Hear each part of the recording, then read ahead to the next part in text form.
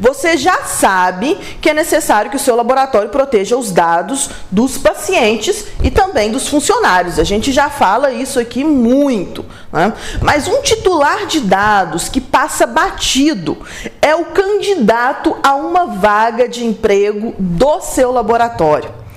E quando o seu laboratório está realizando um processo de recrutamento e seleção com o objetivo de contratar um novo funcionário, é preciso também respeitar a LGPD. E é sobre isso que a gente vai falar nesse vídeo de hoje.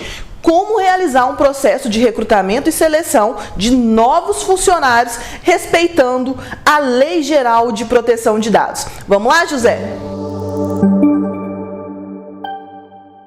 Bom, e primeiro eu quero explicar para você o que é a LGPD, se por acaso você estiver caindo de paraquedas nesse vídeo. O que é a Lei Geral de Proteção de Dados? É uma lei que foi sancionada no Brasil em 2018 e passou a vigorar em 2020. E a partir disso, a partir de setembro de 2020, essa lei está em vigor e é necessário que todas as empresas a cumpram, inclusive o seu laboratório. E segundo essa lei, todo o processo de tratamento de dados, seja de pacientes, seja de funcionários, seja de candidatos a vagas de emprego aí do seu laboratório, precisa ser protegido e precisa ser tratado, precisa ser operacionalizado conforme os requisitos dessa legislação, ok? Então vamos agora para a questão do processo seletivo aí do seu laboratório.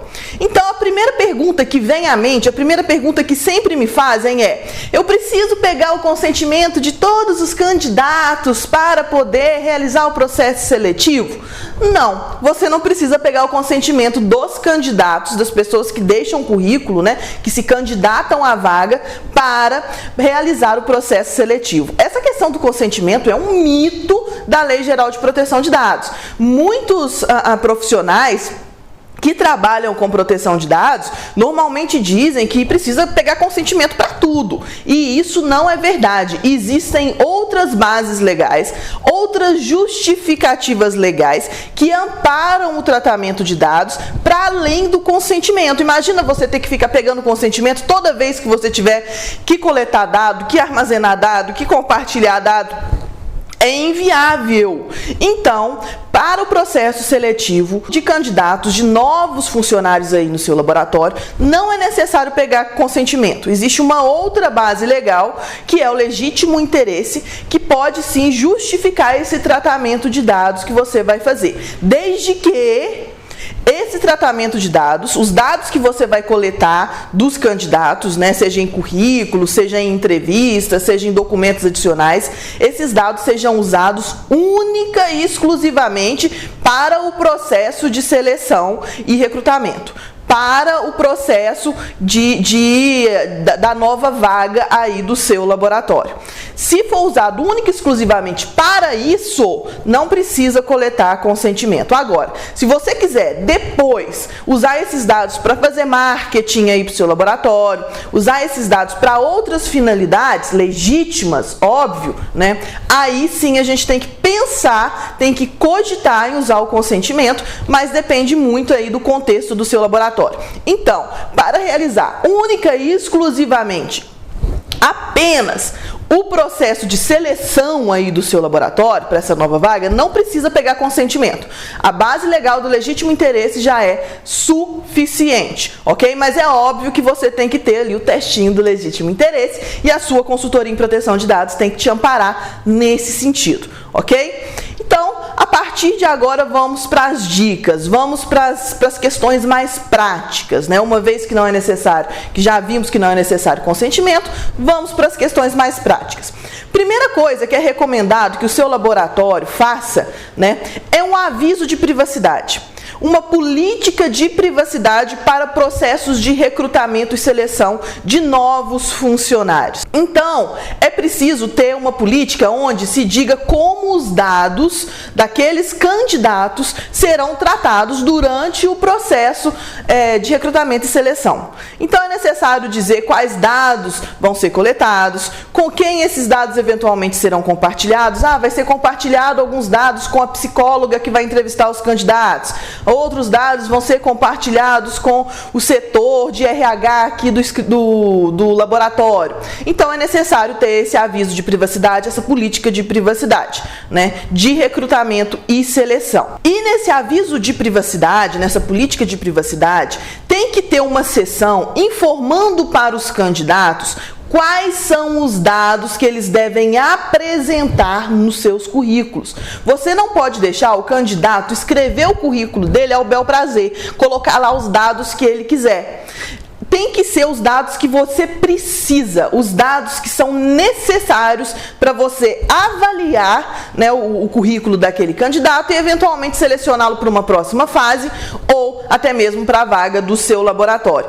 Então, lá você vai colocar os que você precisa dos dados necessários aí para você avaliar. Nome, endereço, idade, histórico profissional, histórico de formação, né, escolar, de graduação e tudo mais. Apenas os dados necessários para que você consiga avaliar aquele currículo. E por que você tem que fazer isso? Porque se você deixar que o candidato coloque os dados que ele quiser lá, pode ser que venha um currículo com dados que você não precisa. E aí, se você recebe esse currículo com dados a mais do que você precisa, mais do que o necessário, você está aumentando a sua carga de responsabilidade à toa. Você vai ter que guardar esse dado, né, que você não precisa dele, de maneira segura e à toa. Esse é um dado desnecessário para você, né? Então, informe para o candidato quais dados são necessários apresentar no currículo, para que o currículo venha certinho com apenas os dados necessários, né, que você precisa para avaliar aquele documento ou o candidato. E falando em currículo, algumas dicas para receber e para armazenar o currículo, né? Prefira receber currículos de maneira digital. Informe um e-mail, né, para o qual o candidato deva mandar o currículo dele. Não receba currículos de maneira física. Deixa eu te perguntar uma coisa antes. Por exemplo, aí você pede lá no formulário, né, para enviar o currículo e tem informações que você quer para poder avaliar aquela vaga. Aí depois você recebe um currículo que tem mais informações e vaza. E aí, por exemplo, você está tratando dados daquele potencial funcionário que você não pediu, mas vazou. Ah, eu pedi nome, endereço, eu não pedi foto, por exemplo. Tem uma foto lá e não gosto da foto, aquela foto vazou, por algum motivo, né, é prejudicial para ele. Mas você não pediu foto no currículo, mas vazou a partir do seu laboratório. Se você recebe um currículo com dados a mais do que você precisa, né, você tem duas opções: ou você internaliza e recebe esse currículo, ou você não deixa nem entrar no seu laboratório, né? Então, uma das coisas que eu vejo muitas pessoas, empresas fazendo, é um formulário.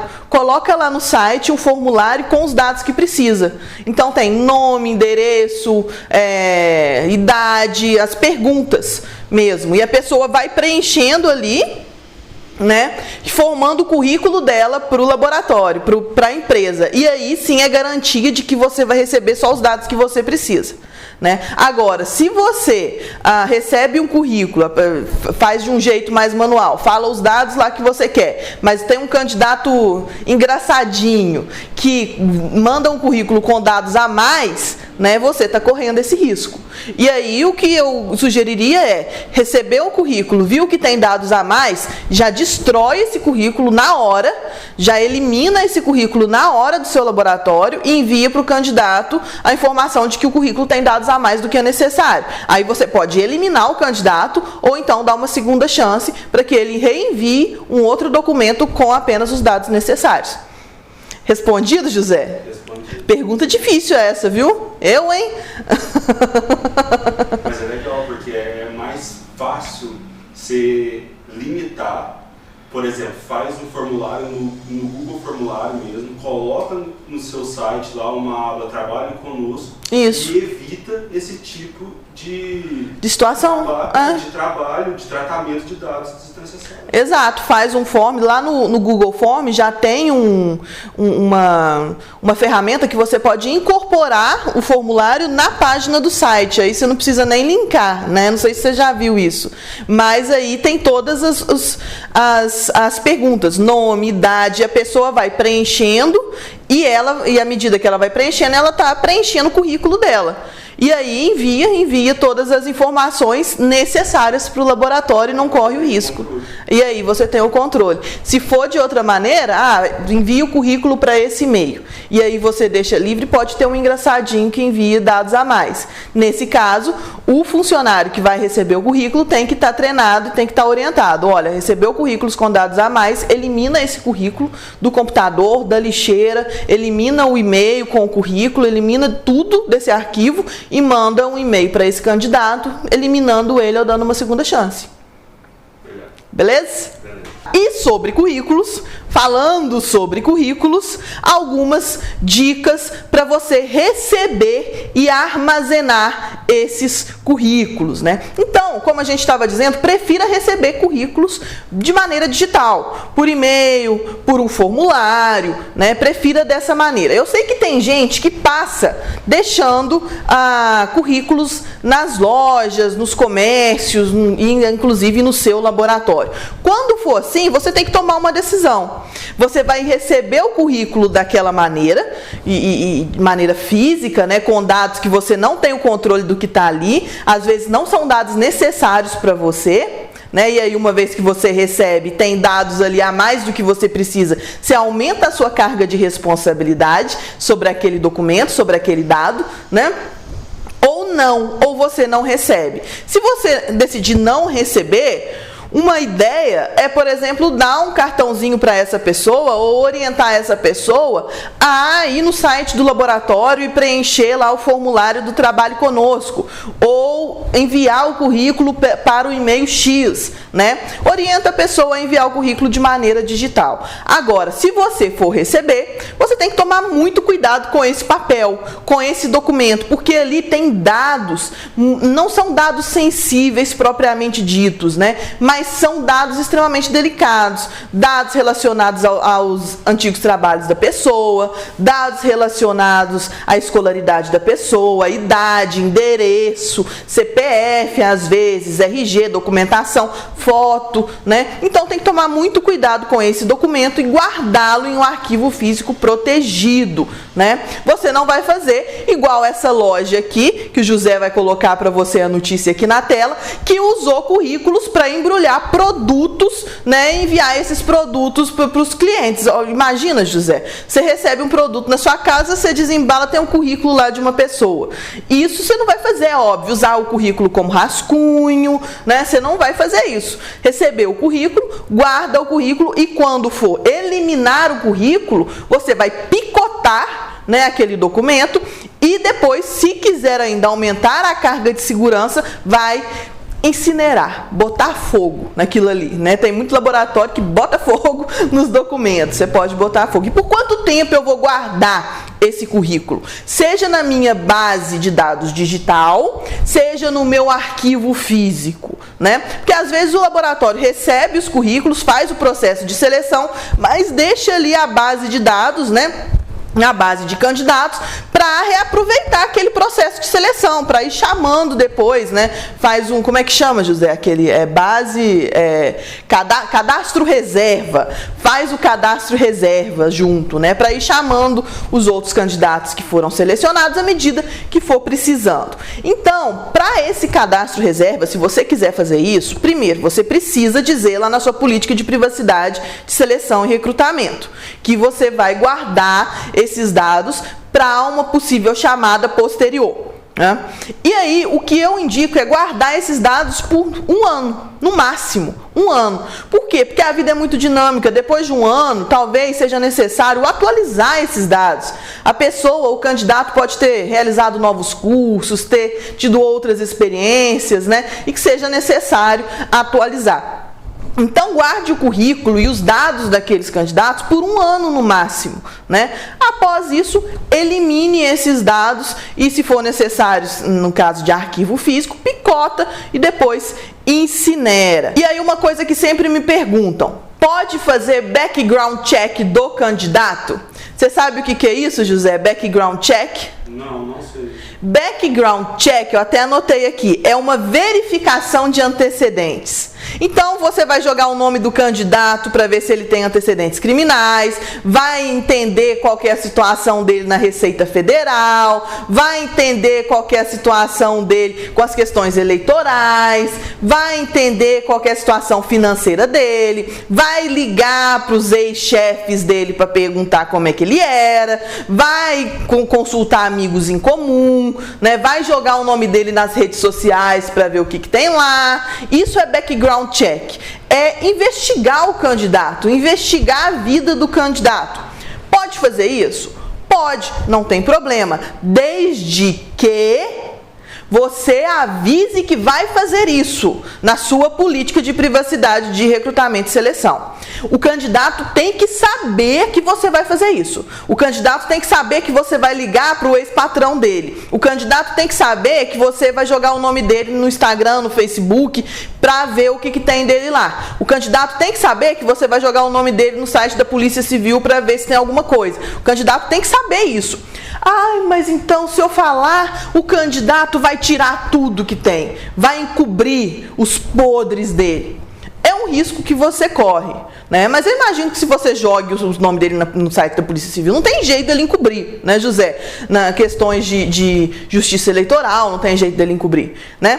Mas, em relação a outras pessoas, redes sociais e tudo mais, pode ser que ele encubra, mas é um risco que você corre. Eu, particularmente, prefiro correr esse risco do que não avisar o candidato e correr o risco depois de ser processada e ter que pagar uma indenização aí por conta de uma pessoa que nem é meu funcionário ainda e às vezes eu nem escolhi. Fala, José, você quer perguntar? E, por exemplo, se o recrutador ele usa alguns dados, por exemplo, orientação sexual, vê que o cara ou a mulher tem um relacionamento homoafetivo, e isso é um fator crucial para a decisão dela. Se às vezes é racista, né? Acaba vendo a pessoa antes e usa esses dados que estão nas redes para definição da vaga, não propriamente a desempenho profissional. Para decidir se vai contratar ou não a pessoa. São dados, né?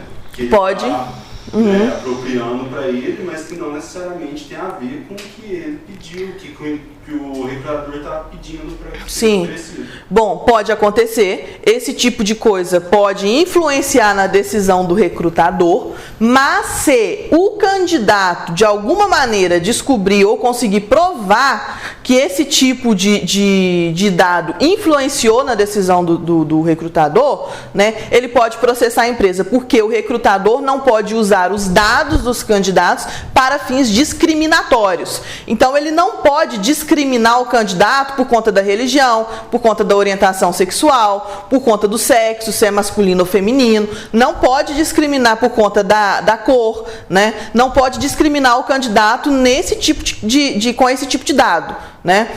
Onde o candidato mora, né? Não pode vir a ser. O recrutador, ele tem que levar em conta a formação acadêmica do candidato, o histórico profissional, cursos extras que ele fizer. Agora, usar orientação sexual, cor, né? Até mesmo sexo, para discriminar o candidato, isso aí, se for provado, pode dar problema para o laboratório. E aí, uma dica final. Eu dei lá no começo, mas vou falar de novo. Se você for usar a base legal do legítimo interesse, não compartilhe os dados dos candidatos com pessoas e instituições avessas ao processo seletivo. Não use os dados dos candidatos depois para fazer marketing. Não use para essas coisas. Use só para o processo seletivo. Se você for usar para essas outras coisas, para essas outras finalidades, é necessário, talvez, e aí você tem que ver com a sua consultoria, solicitar o consentimento do candidato para isso, ok? Bom, eu espero que a gente tenha ajudado aí no seu processo de recrutamento e seleção para o seu laboratório. Eu espero que você consiga contratar uma pessoa que de fato, né, some aí na sua equipe, e desejo muita boa sorte para que você ache esse candidato, para que você ache esse novo talento aí para sua empresa. E qualquer coisa, a gente está por aqui, conte conosco. Um beijo e até o próximo vídeo.